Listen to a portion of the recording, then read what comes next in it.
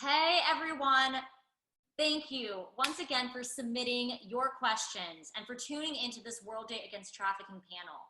Over the past couple of days, we broke up our original conversation into 4 parts. Part 3 is starting now. As we continue the panel, we just wanted to bring attention to the fact that we are discussing some difficult and possibly triggering subjects. The goal here is to have an honest, thoughtful, informative, and worthwhile conversation. So we hope you all enjoy part 3. We've spoken about the societal barriers that make it easier for predators to target. We've spoken about potential reasons why a victim may be targeted. This isn't a clear-cut conversation, but again, we got so many questions wondering how an individual stay safe from exploitation. And like I said, it's not black and white, but I do think this conversation of us understanding what exploitation is the first step, and the idea of how do we stop perpetuating it when we don't even realize that we may be a part of that. I wanna comment, and this is not to shame or put down this person's question, but I think that we need to be very mindful of how we word things, because saying how do we stay safe from getting trafficked sounds like you're placing blame on the person who's being exploited. So I think that I understand the intention behind the question, and the answer to it is that there is no actual way. There's no rule book or step by step, like this is how not to get trafficked. But I do think, like you said, Vanessa, defining it, first of all, and getting that actual definition and remembering that part about the abuse of power and vulnerability is very important.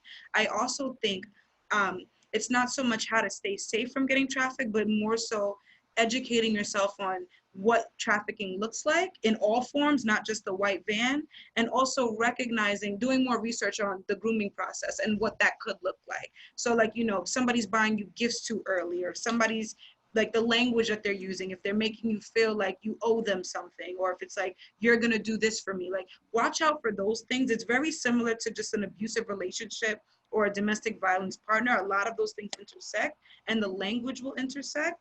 But there isn't like there isn't a step-by-step guide on how to stay safe, because again, this exploitation process, the system of prostitution, it literally targets your vulnerabilities that are out of your control. So you can't control something that you're just a part of naturally. So that's why there's no real reason and no real way to, in your own free will, prevent yourself. But I do think if you educate yourself on what it looks like, what traffickers might say, or things that they may do, and what the cycle of violence necessarily looks like, learning what threats and intimidation sounds like, those type of things, I think that you have a better chance at recognizing red flags sooner than some people who have been exploited in the past. And I think sharing that information with friends, with family members, if you're educating yourself, educating other people as well. Again, we have to continue having a conversation about this. That's the only way to truly combat something, is to understand it. Absolutely. Melanie was saying, it's not that people walk like, oh, I want to be trafficked, or I want to engage in prostitution, or I want to end up like on the commercial sex trade. Right. It's more about that. And I think so that even this question came out with, I think so that we need to move out of this romanticizing and glamorization of prostitution, and that it's a safe space, like where you are going to play and there is no harm and all these things. I think so that we need to start talking about realities, and especially with young people. I think so that we don't need to romanticize, like to put sugarcoating things and all these things. No, this is happening, like this can happen, this is happening already. Like even and I like to say in this, like even if we are having this conversation, like people are being trafficked, like, and that drives me crazy, because it's like how sometimes we are part of it, like how, and it's interesting that you're asking this, because I think so that the one way to combat human trafficking is to understand that human trafficking and prostitution are linked together. Yes. And that it's a system rooted in racism, patriarchy, capitalism, and also we need to start talking about like the role of the buyers, because they are the ones who are feeling a lot of exploitation. That buyers are the ones who are like giving the money for this. So I think so that we need to keep this real and always talking with facts. And I think so that this happened also to Melanie, but with me, it's like I'm sharing all this, and it's not easy to share that, oh, I'm a survivor of human trafficking. of course, we deal with so many things, but we are doing this because we don't want people to be in traffic. You don't want people who are watching this one day encounter a situation. And what we want is to be people aware, to be people like taking one each other. And, you know, if you see a red flag, and also really to all the people who are out there with your partner, with your family, with your friend, with your coworker, if your gut is telling you something, trust it. Like, it's so wise to trust your body, like for real, especially when it comes, if somebody's approaching you in a certain way, if somebody is giving you a gift in a certain way, if somebody is, it's giving you like, oh, how beautiful you are in a certain way, it makes you feel uncomfortable. That means that your body, it's seeing something that you are not aware of. So always trust your feeling. Mm-hmm.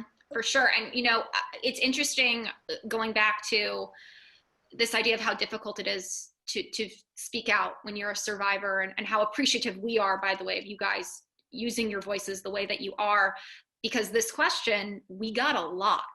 And it just goes to show the misconception that is out there, that there is a play-by-play book that can keep you safe. Again, we have to have these conversations. We have to hear firsthand experiences to know that it's not that simple, and to know how insidious it is. Yeah, and another question we got a lot was, are there signs that someone is being trafficked from either a friend perspective or from a stranger perspective? You know, are there signs that someone might be experiencing trafficking? What can you do specifically to help them if there are those signs? So with children under 18, specifically school, like middle school age children, as I was mentioning earlier, some of those signs are pretty, like, it sounds kind of generic and cliche, but like if you see children with amounts of money that you know doesn't necessarily equate to allowance per se, lunch money, if you see, if you notice a change in their attendance, the problem with this is that many of the signs that you see for a child that's being trafficked can also be signs of abuse in the home, can also be signs of intimate partner violence, can also, so they all intersect, which is why I don't like really giving them, because it can be anything. The money more so than anything can be a sign of either like them involved in selling drugs, or them being exploited. So that's like one of the main signs for children that I would say, but there's not that many across the board, because they all look like something. So my biggest thing is, if you're questioning or doubting it, ask. And if you're wrong, I'd rather be wrong and ask than not know and take a guess. Because what does end up happening is that because we don't know, or because something looks like it's not my business, or I don't want to get involved, we stay silent, and like you could have been the person that could have helped that. There were so many times when I was in prostitution that people would walk past me knowing something was wrong. Like, I'm bleeding, I'm beat up, I'm limping, I'm walking slow. And people would walk past and just look back as if I was weird or not, I didn't fit, right? And sometimes it wasn't that drastic. Sometimes I just looked tired and I'm in shorts and a t-shirt at 6 a.m. and I'm like sitting in Grand Central Station. Like, there's so many different ways that I've been bypassed. But if somebody would have just stopped and said, are you okay? Or do you need help? Anything, like something that simple could have made a huge, huge change. So in my opinion, there's not that many signs that are obvious, because it can be literally anything. But if you see anything that looks out of place, whether it be as extreme as bruises or money or bleeding, or something as minute as this perfect attendance student hasn't come to school in a week, anything like that, or you notice that this person, one of the biggest signs that they say for children is that if you see a kid that you know is usually with a certain group of friends, and then you notice that they're not with that group of friends anymore, that's usually a sign of, that's part of the grooming process where your trafficker tries to get you into isolation. So they tell you can't talk to these people anymore, da da da. So that's usually a sign per se. But if you notice anything, it's always worth just trying to ask, period, because then in that you might find out that they're being exploited. So yeah. Yes, I will say the same actually, that and especially with adults, for a lot of people it may look like domestic violence, like intimate violence, and that is why it's so hard, you know. But as Melanie say, if it's your friend, if it's your neighbor, and you know them, is this part of your family, and you start seeing something different, because remember that psychological coercion is so silently, and it's taking over control, like literally over everything on you. That's why there are no really like red flags or like signs like say like, oh, I'm being trafficked, like, because you know the victim usually is like under so much stress, pressure, anxiety, trauma, that it's like, but if you start seeing like, I don't know, like maybe an abusive partner, things like that, don't just say like, oh, well, they are boyfriends and I cannot see anything. Like as Melanie say, like go and ask. Like it's way better to ask or something, because that is one of the things that human trafficking, that and when Melanie was saying that so many people bypass me, it was the same with me. Like so many people could approach me and ask me like, how are you doing? Like, where are you living? Like, with who are you living? Or things like that, small things like that. I would probably like be open and say like, help me, or things like that. But because nobody's approaching you because of this fear, like it's not happening to me, or I don't know, is their family, or is their boyfriend, their girlfriend, their partner, like I shouldn't ask anything. And you know, I think so that we need to start breaking that paradigm, that fear of asking and to worry about others. Yeah. Yes. And one other thing I can say, that could be obvious, not so obvious for adults. Let's say you have your apartment and you live next to somebody, or you have a roommate that is usually like hi and friendly, or cordial, or whatever have you, and then you notice every time they're around a certain person their head is down. That lack of eye contact is very big in the grooming process, when you're specifically when you're street walking, but when you have a trafficker in general. So if you notice, honestly, if you notice any changes from what you think is the norm with that person that you know, that's a red flag. But specifically having children having cash, and adults not giving eye contact, or being silent, or not saying hello when they're with a certain person, that's all part of the grooming process. It's the idea of quote unquote pimps up, hoes down. So you don't make eye contact, and they're supposed to be beneath you and inferior. So that's something definitely to look out for. And I did have a client once, a mentee, that her neighbor was the one who realized that she was being exploited because she didn't say hello to her when she walked. And the thing with adults, like with children, it's hard because all of these different, like children's emotions can go all over for many reasons. He didn't sit at lunch with me, she didn't play with me, so you never know. But with adults, usually if somebody's friendly and then their attitude switches quickly, there's a problem.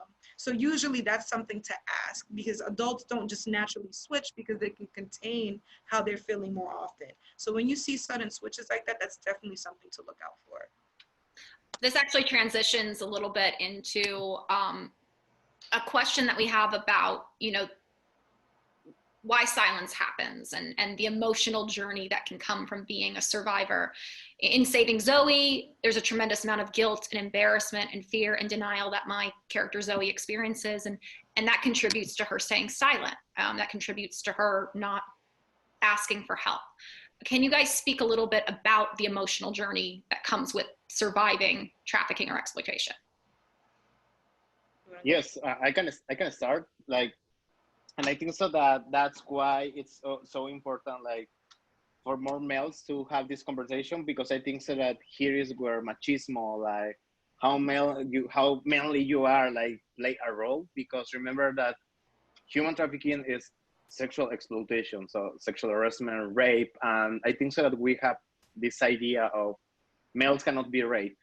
So I think so that is one of the big barriers, that especially when you are being trafficked or abused and your body is reacting, and you force yourself to believe that I am enjoying this, so I'm part of this and I choose to do this.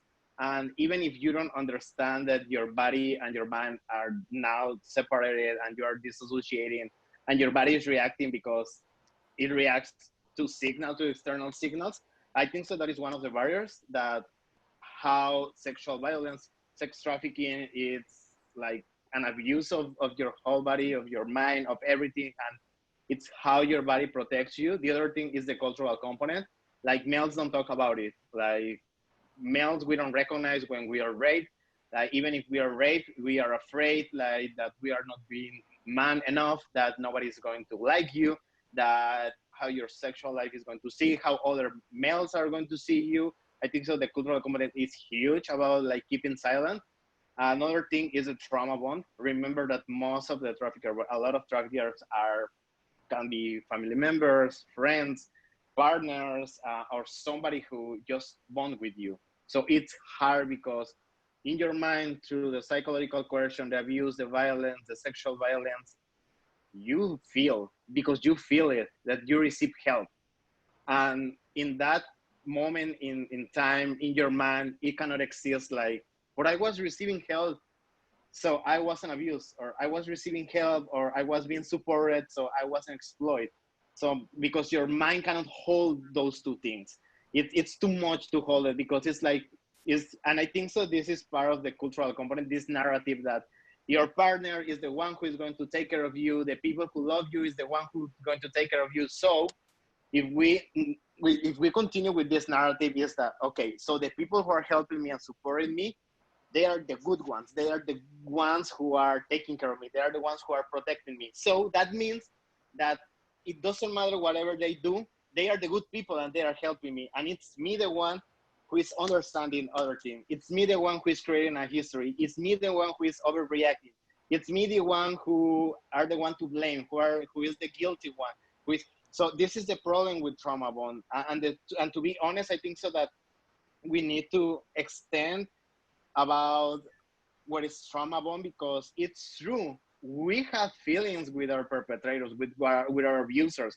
with our traffickers, because you know what? We have spent certain amount of times. To be honest, probably they were the ones who gave us housing or food for the first time in days, in months, in weeks. I don't know, like a hug in so many times, like those feelings that we didn't receive. So it's true. I think so that sometimes we discredit what survivors feels, because we blame them, you know, like especially when we don't understand trauma bond and how like, but how you end up in traffic. And it's like, it's not that I decide to be in traffic. It's not that I decided like suffer from transphobia, homophobia, xenophobia, or have born with certain color of skins, or grew up with certain core family, different family, like, or immigrate. Like it wasn't like really my decision. It's all the system and all these people who are there like preying on these, all these vulnerabilities. So I think so that those are the main components, and probably Melanie had more, but at least for me, those are the main ones. And I think so that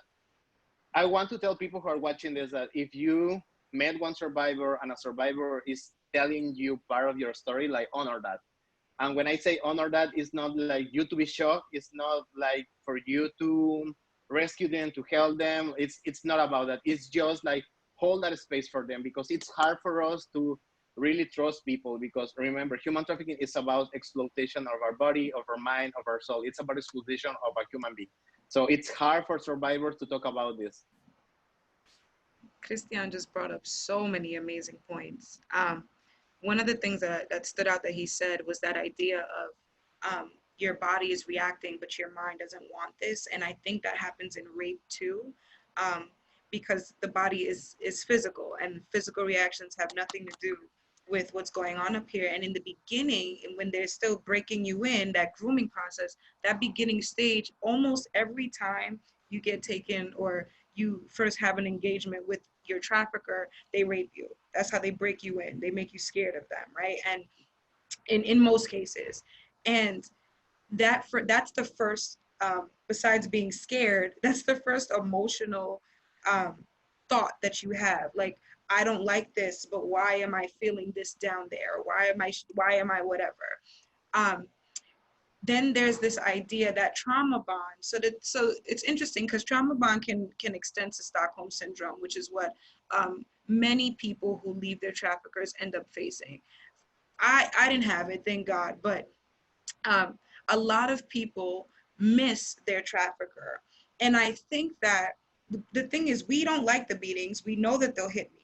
But part of what Cristian was mentioning earlier about that conditioning, once you've been hit, beaten, repeatedly raped, left like with denied food, denied water. I was locked in an abandoned house in a closet. I couldn't shower until I made a certain amount of money. When you're denied these things, it becomes so bad that when you actually exit and get out, you say to yourself, that wasn't that bad because it could be this. He didn't kill me, so that wasn't too bad. Or he beat me, he gave me a black eye, but he let me eat that night. So he has a heart. So you start to make yourself accept the abuse that you were receiving because you wanted to see the good in that person, or because you still made it out, or because you still could see and you're not blind from that punch or that kick or that pistol whip or whatever. So you start to, and this comes with the trauma bonding, you start to make excuses and justify the actions because that person has conditioned you to feel like they're the only person that's going to care for you, or they're the only person that's in your corner. This happened with me the first time I was arrested. I was arrested at 13. Now, I was not in a love relationship with my trafficker, nor was I he wasn't a romantic pimp, so I didn't know him prior to him taking me off the street. But after a certain amount of time with him, the first time I got arrested, he had ingrained in my head the fake story I was going to give the police officers, which I did. But I remember when I was 15, I didn't have any, it's a long story, I didn't have any closure with him because he ended up finding out that the police were coming to break down the house, and he left, he fled. He kept me locked in the closet and disappeared. So the next thing you know, I'm arrested and I've never seen him since. But I remember the first juvenile detention facility I was in, I caught myself writing a letter to him. Didn't have an address for him, didn't know where I was, but I wanted to know why he left. And somebody said to me, I remember a worker saw that and was like, how can you write a letter to someone who did all this horrible things to you? And people don't recognize that we are now conditioned that what they did was not that bad, because I'm still alive and I can still walk and I've eaten and, you know, XYZ. So it doesn't always look like he threw you in a wall, he drugged you with the needle and taken and had you like laid out and you just want to be with your family. I missed my family. My family thought I was dead. He constantly used my siblings and mother as a threat and that intimidation. But he would also say things like, as soon as we make this, we're going to get out of here. Or we're only doing this so we can live a better life, or XYZ. These little things or those compliments and those promises you got during the grooming process, those things stay with you. And because you have now, your self-esteem has been broken down, you hold on to those little promises. Despite all of the fire, you find that little needle in the haystack because you are, in your mind, you've accepted it. So now it becomes, okay, well, I deserve this. Okay, well, it was my fault. Okay, well, I didn't run fast enough. I didn't escape fast enough. I didn't jump out of a window fast enough. So now, because you've taken on and accepted this responsibility, and in your mind, you feel like you had a part and a role to play, now you accept all of that abuse as forms of love because he still made sure you changed your clothes, or because XYZ. So that the cycle of trauma is extremely, extremely complex, and it's not for a lot of people to understand, and many people don't, because when they hear these stories, they think, well, he did this to you or she did this to you, you should be mad at them forever, never forgive. Or he did this to you, that means he didn't care for you at all. And 9 times out of 10, they don't. But when the way trauma works, we see it as that. If he hits me today and then he goes and has sex with you after and makes up for it, that's him making up for it. So now you're like, but I think he loves me, but I think he cares for me, and that stays with you. And the other thing I want to mention about the emotional piece that a lot of people don't take into account, I always say you can take a person out of prostitution, but you can never take prostitution out of the person. And what I mean by that is that the effects mentally and psychologically that you endure in the life stay with you forever. I consider myself a decent advocate. I can speak, I'm well-versed, I know how to tell my story and not cry on stage. However, I still gotta go in the mirror every morning and look at myself and remember when my pimp made me look in the mirror and say that I ain't shit, excuse my French. So the thing is, these are things that stay with you forever. As I mentioned earlier, part of the grooming process is you not looking another pimp in the eye, so you keep your head down. I have problems to this day giving eye contact with somebody for more than 10 seconds. Little things like this stay with you. Sometimes you might have, I suffer with really bad PTSD, nightmares, night sweats, insomnia, all of these things. Or if I have a bad dream, or if I hear something, if I hear a loud noise or a boom, or if somebody walks past me on the street and smells like a certain cologne. There's so many different triggers that you've received, and that couldn't even be That could be cologne from a sex buyer. It doesn't have to be a pimp. It can be something or someone that you've come into contact with, or some place that you passed that your pimp may have driven past. Or there's so many different things, and people don't understand that this is a battle that we have to deal with for the rest of our lives. That mental breakdown and conditioning is something that has lifelong adverse effects. And many people think that once you're taken out of prostitution or taken out of your exploitative situation, that all of a sudden, they love to use words like rescued and saved and escaped, which, by the way, I cannot stand those terms. But a lot of people think that you found your salvation, so now the sun is just magically going to come out for you. And I need people to recognize, and I want to emphasize that mental health in general is very complex and very hard for most human beings. And the majority of American society, at least, suffers with depression. Over 80% of individuals are diagnosed. But to add to that, somebody deliberately breaking down your psyche, that is something that is going to stay with you forever. It interrupts or it impacts your sex life later on. It impacts how you make relationships with other people, people that you date, how you look at yourself, if you judge yourself too critically or not too critically. There's so many ways that just having one experience or one commercial sex act can really impact you. And I hope I didn't rant, but I needed people to hear that, because this is something that I'm still living with 10 years later. And I still can't look in the mirror at certain times, and I still judge myself too much, because that's all my trafficker did. And sex buyers choose you based off of how you look to them. So everything, the first time I was sold to somebody, I was sold for $1,000. It took me 15 years to get out of my head that I'm only worth $1,000. These are things that stay with you for life, and some people still haven't gotten past that. So I really want people to recognize that, no, we're not all thrown into white vans. No, we're not all chained to basements. Yes, sometimes it's a boyfriend or a partner. And these are things that even 10 years out, as an esteemed advocate, I still suffer. And I need people to know that I will still be suffering when I'm 30, and I'm still going to suffer when I'm 50, because the things that happened to us were not humane.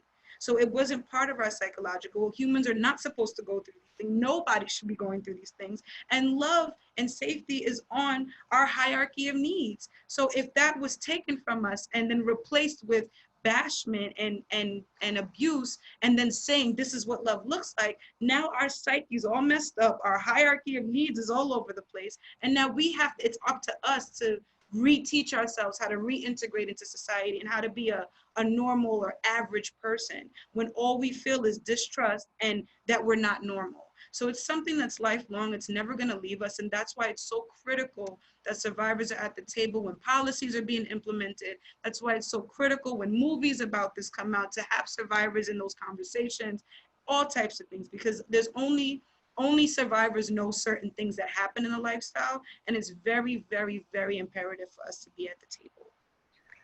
Melanie, thank you so much for being so honest and so candid and putting yourself out there, because I really think that this is such an important topic, and you're absolutely right. Survivors have to be at the table. They have to be at the center of the table talking about this. I'm actually going to skip slightly ahead, and we're going to go back to other questions that we had planned, because this transitions so well into it. And we also got this question a bunch, is, as friends and close ones, what's the best way to react or respond to someone who is coming out of a trafficking situation or dealing with exploitation? And what you just spoke so eloquently about and so passionately about is your emotional survival. What can loved ones, what can people do? What is the best way to support someone? I will say that it is really hard. To be honest,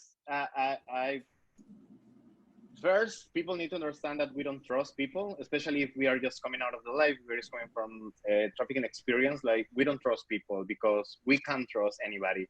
So even if this person was your friend or is your family, like, it's not the same person that you met before the trafficking and after the trafficking. So healing, it's different in every person, and it's going to take a lot of time, a lot of resources, and a lot of patience and compassion.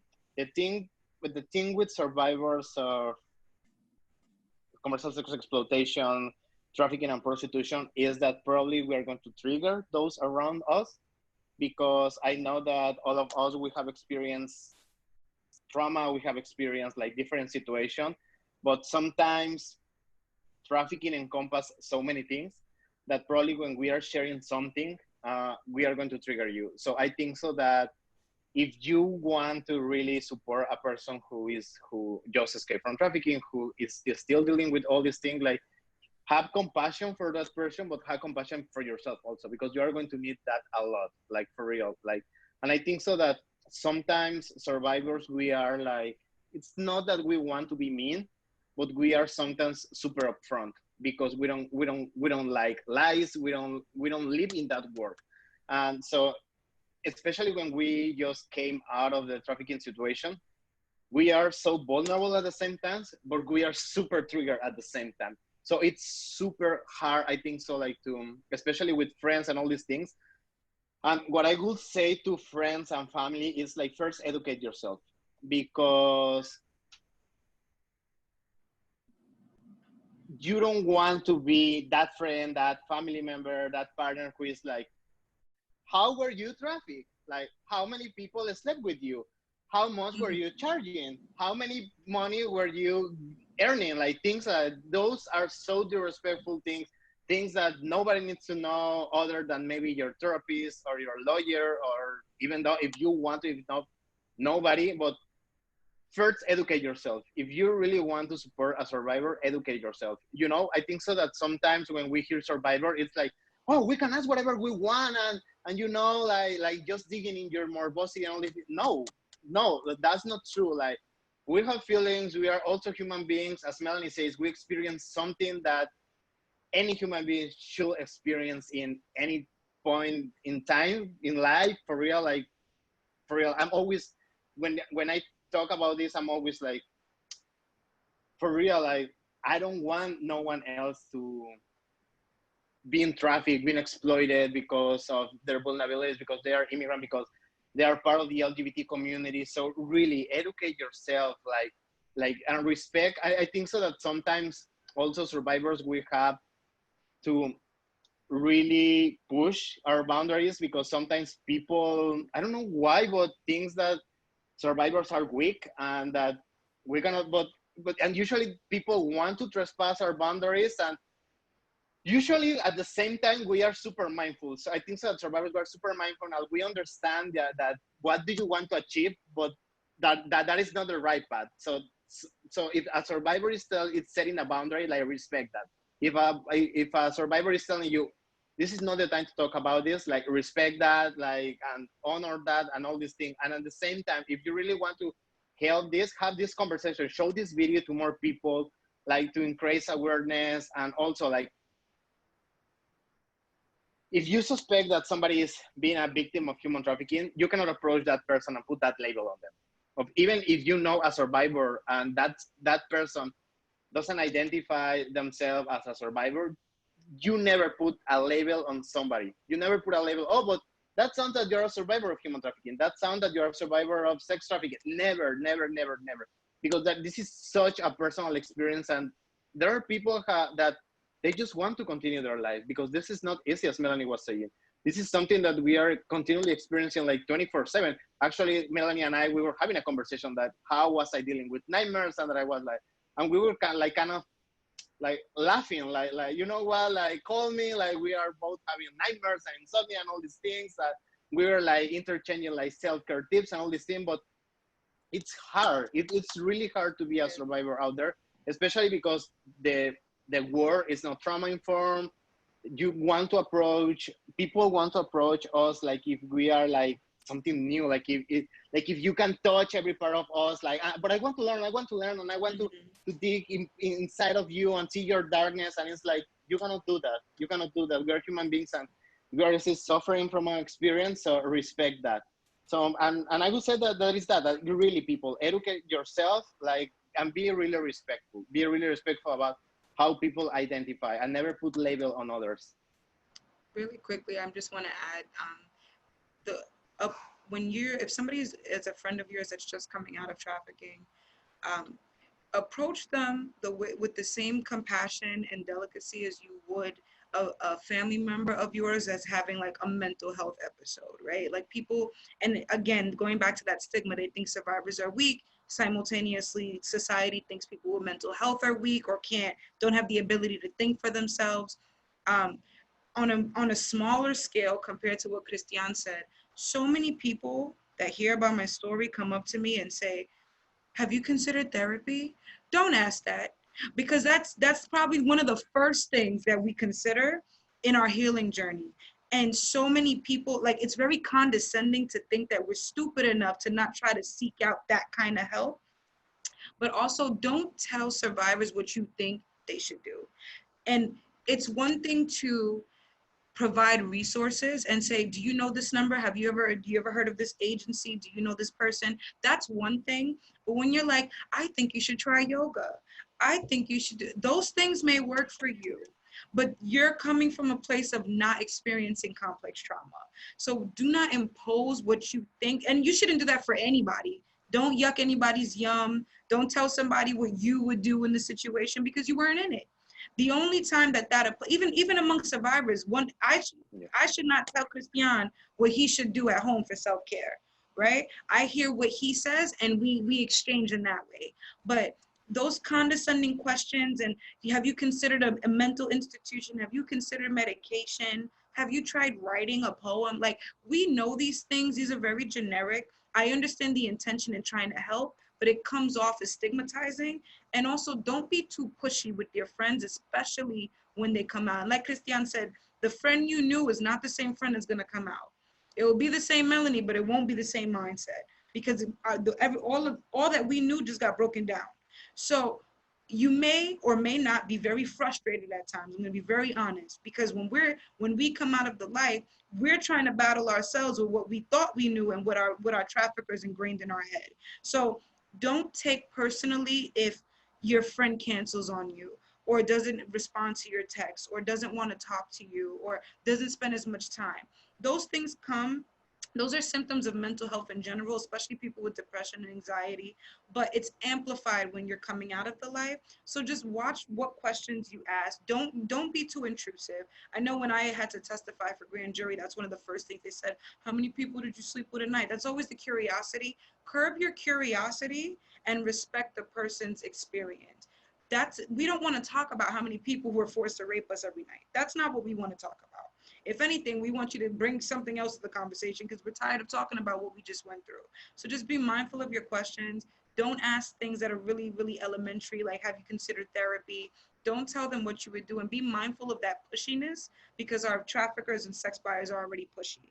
So we're going to be very hypersensitive to someone telling us what to do, and then we might have an outburst as a reaction, and that can be taken a very, very different way. So do those things, be mindful, and like Cristian said, educate yourself. It is not our job to tell you about what trafficking looks like after we came out of it.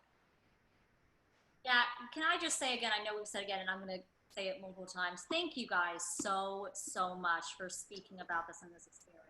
Thank you for this platform. This is so necessary. And I think Yes. this conversation has extended, I will say. I know we're like probably watching the clock right now, but it was so imperative, and there's so many questions across the world about trafficking, and Saving Zoe was a film that opened, or at least touched upon, this subject and opened the eyes to so many people's curiosities. And this conversation to me is just flowing naturally. I'm very grateful. Yes. To be honest, for us, we're like, we want it as long as possible, because there are so many different facets. There are so many different aspects. Right. And, we're not going to be able to solve and cover everything today, but I think it's what we've been saying is having that conversation, having these conversations, it's so necessary. Well, we're going to end on that note right now. Thank you all for watching part 3. Part 4 will be posted tomorrow.